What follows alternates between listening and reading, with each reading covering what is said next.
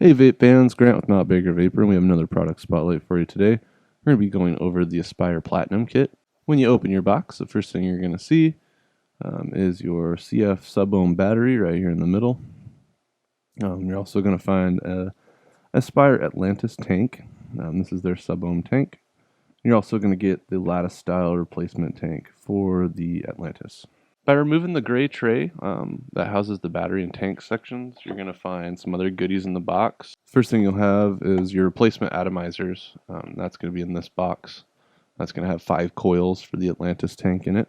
The next thing you're going to see is a box labeled USB charger, and that's going to be your twister style charger cable for the sub-ohm battery. And then down here you have a vape scabbard.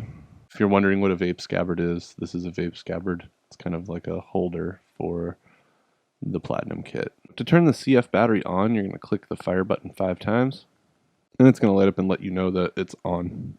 To turn the battery off, you're just going to click that same fire button 5 times, and it's going to blink and let you know it's turning off. So to charge the battery, you're going to get your box labeled USB charger, open that up, and that's what your charging cable is going to look like. Okay. This end obviously will go into a USB device like a laptop or a computer, or an AC wall adapter if you have one. And this end is going to actually screw right on top of your battery. So to do that, you'll just screw it onto the battery just like so. And then once it's screwed on, then you can go ahead and plug this in. The light around the button on the battery is going to glow depending on what charge the battery has on it. Blue is fully charged, and a blue-red combo means you need to charge your battery. So after your battery is fully charged, in order to install your tank, all you're going to do is screw the tank right on to the battery. Now before you vape, you're going to obviously need to fill your tank with juice. So to fill your tank with juice, go ahead and remove it from the battery. And then you're going to grab this entire bottom section here where the airflow ring is, and you're just going to unscrew that from the tank. Once you have the base off, you're ready to fill the tank.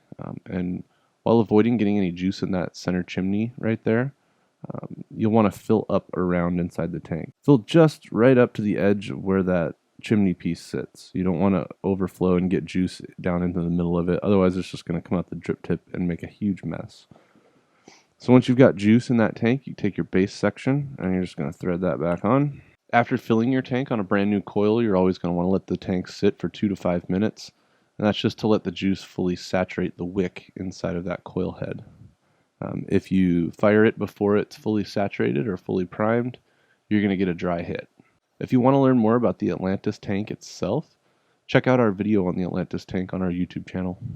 If you'd like to use the lattice style tank instead of the exposed glass, all you're going to do is take the tank section off, take your drip tip off of the tank section, install your drip tip back into the lattice tank, and then screw the lattice tank and drip tip assembly back onto the base. So this lattice tank is going to replace that entire top section. And that's what it's going to look like with the lattice section on there instead. If you start to notice a lack of flavor or lack of vapor, it's probably time to change your coil. And the way you'll do that is by unscrewing the whatever top piece you're using, and then just unthreading the coil from the base. Right? You can take your old coil and throw it away, and then take a new coil from your pack. And that's just going to thread down right in the same exact spot that the old coil was. Then you can take your tank section and screw it back on. And like always, if you're putting a new coil into a tank, you want to let that prime, which just means letting it sit for about 2 to 5 minutes. That's going to wrap it up for the Platinum Kit from Aspire. If you have any questions or comments, you can leave those below in the comments section. And if you liked the video, please like or subscribe to our YouTube channel. Until next time, breathe strong.